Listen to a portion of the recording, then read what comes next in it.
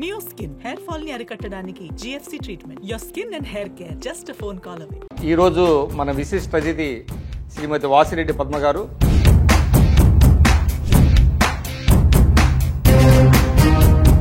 ప్రస్తుతం మీరు ఏ రాజకీయ పార్టీలో లేనట్టేనా? మరి ఎందుకు జనసేన ఎందుకు మీకు ఆహ్వానం పలకలేదు? మిమ్మల్ని ఒక వెపన్ గా వాడుకున్నదా వైఎస్ఆర్సీపీ? ఖచ్చితంగా వాడుకున్నారు. కానీ జగన్మోహన్ రెడ్డి గారిలాగా మోసం చేస్తారని మాత్రం నేను అనుకోను. రామోజీరావు గారి మీద కూడా మీరు చాలా విమర్శలు చేశారు. ఒకటండి, ఏం మాట్లాడినా స్క్రిప్ట్ లేకుండా మేము మాట్లాడలేదు. స్క్రిప్ట్ ఎవరు ఇచ్చేవాళ్ళు? సజ్జల రామకృష్ణారెడ్డి. జగన్మోహన్ రెడ్డి గారు ఏమీ తక్కువ చేయలేదు, అంటే మీ సర్వీసెస్ ఉపయోగించుకున్నందుకు. నాకు ఆఫర్ చేసినప్పుడే అర్థమైంది. ప్లాట్ ఏమైనా ఉందని అనుకుంటున్నారా? అపోజిషన్లో ఉన్నప్పుడు రాజకీయంగా నన్ను వాడుకోవడం అనేటటువంటిది. ఫైనాన్షియల్ గా స్టెబిలైజ్ చేయడం కోసమే మహిళా కమిషన్ చైర్పర్సన్ ఇచ్చారు ఆయన. ఫైనాన్షియల్ గా నేను స్టెబిలైజ్ చేయాలంటే ఇదే మాట మాట్లాడే వాళ్ళందరికీ నేను చెప్తున్నాను. జగన్మోహన్ రెడ్డి గారు నాకు చాలా బాకీ ఉన్నారు, వసూలు చేస్తా వడ్డీతో సహా. ఫ్యామిలీ మెంబర్ అంటే అర్థం ఏంటని కూడా అడిగాను. లేడీస్ ని అట్లా తల్లి గిల్లి అనేస్తే వాళ్ళు కట్టుబడి ఉంటారు. ఎందుకు మీకు విజయసాయిరెడ్డి మీద ఎనిమిటీ?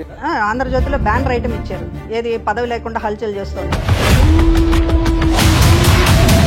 ఓటమి చెందడానికి ప్రధానమైనటువంటి కారణాలు? డబ్బులు ఇచ్చి కొనుక్కునేటటువంటి ప్రయత్నంలో నువ్వు చాలా దోపిడీలు చేసావు అనేటటువంటి ప్రజలకు అర్థమైంది. అసలు కేసులు పడతాయి అనేటువంటి భయంతో చాలా మంది వెళ్ళిపోతున్నారు అనేది ఒక టాక్ ఉందండి. అంటే అఫ్కోర్స్ అంటే నేను ఇది పూర్తిగా తెలుగుదేశంలో జాయిన్ అయితే చంద్రబాబు గారిని ఎట్లయితే విమర్శించారో ఆ విధంగా జగన్ విమర్శించడానికే పరిమితం అవుతారు. ఇంకా వీళ్ళ జగన్మోహన్ రెడ్డి గారితో మొదటి నుంచి ఉండి అన్ని కష్టం. నమస్కారం, నేను మీ విక్రమ్ పోలా.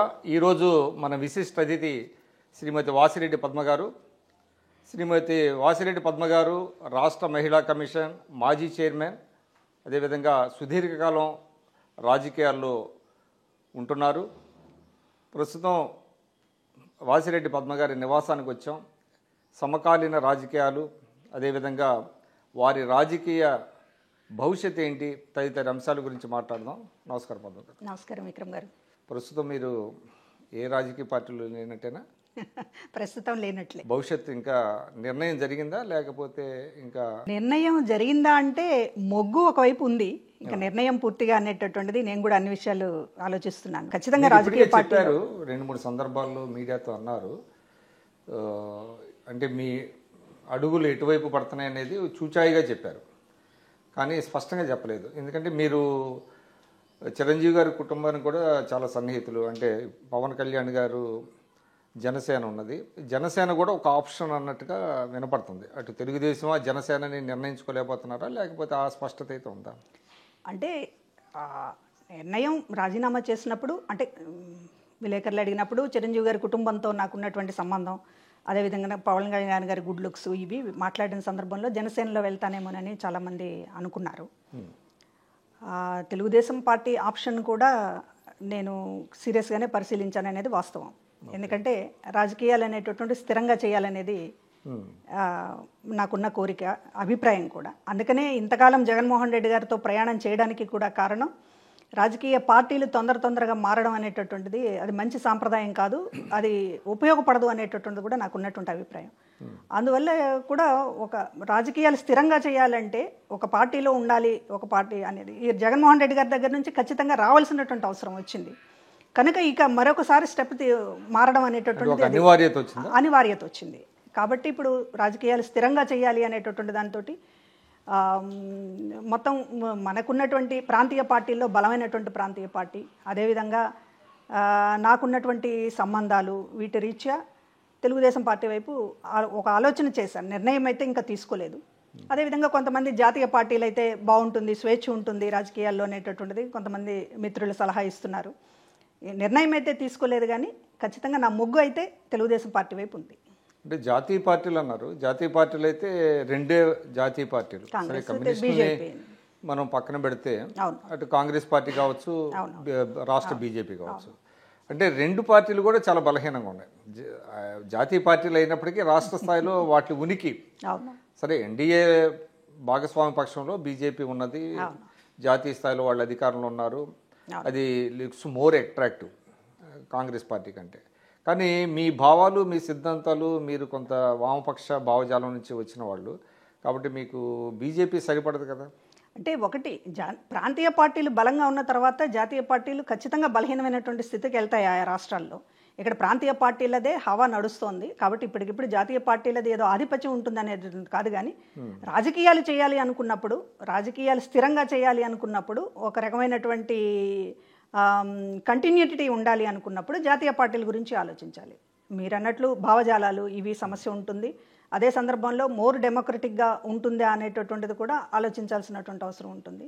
ఏదైనప్పటికీ కూడా జాతీయ పార్టీలకు సంబంధించింది ఒక బ్రాడ్గా ఆలోచించి చెప్పేటటువంటి మాట. జాతీయ పార్టీలు ప్రాంతీయ పార్టీలకు భిన్నమైనవి అనేటటువంటిదే తప్ప మనకున్నటువంటి రాష్ట్రంలో ఉన్నటువంటి పరిస్థితులు చూసుకుంటే ప్రాంతీయ పార్టీల వైపు ఉండడమే ఇక్కడ ఉన్నటువంటి నాయకత్వానికి శ్రేయస్కరం. అంటే మీరు రాజీనామా చేసిన తర్వాత సాధారణంగా ఏంటంటే given your background, given your experience, సాధారణంగా ఏంటంటే ఆ పార్టీలో మిమ్మల్ని ఆహ్వానించాలి.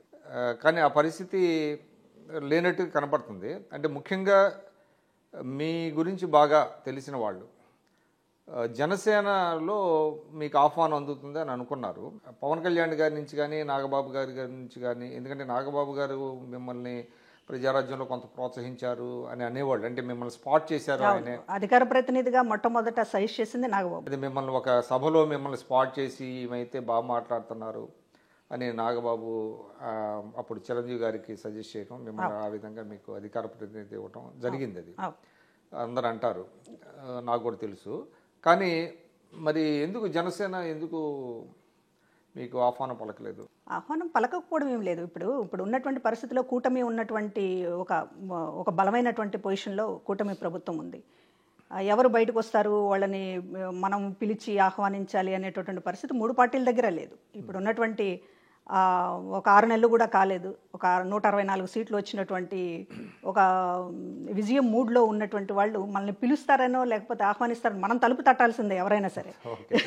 అంటే మీకు స్పష్టత ఉంది. ఖచ్చితంగా మాజీ మంత్రులైనా కావచ్చు, లేకపోతే ఉప ముఖ్యమంత్రులుగా చేసిన వాళ్ళైనా అవ్వచ్చు, ఎవరైనా సరే ఇవాళ ఈ పార్టీలకు సంబంధించి వెళ్ళాలనుకున్నప్పుడు ముందు వీళ్ళు అడగకుండా వాళ్ళు పిలిచి మా పార్టీలోకి రండి అనేటటువంటి ఇదిలో ఉండొచ్చు.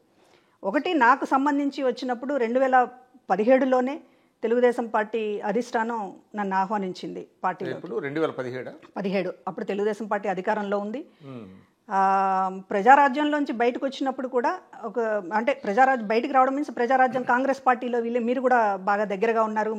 నేను ఏ రకంగా ఆ రోజు నిర్ణయం తీసుకున్నాను అనేది మీరు కూడా చూశారు కాబట్టి చెప్తూ ఉన్నాను.